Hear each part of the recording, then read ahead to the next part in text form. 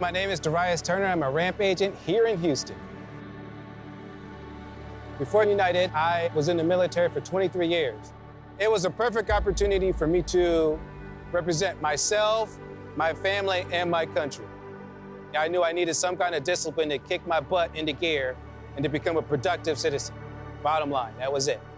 When you first join the military, you work your way up. At first, I was a medic attached to the infantry, and that's what you see in the movies, people yelling, medic! That was me. And then you move up and you start getting administrative positions. So I went from rolling around in the dirt with infantrymen to managing hospitals and ERs.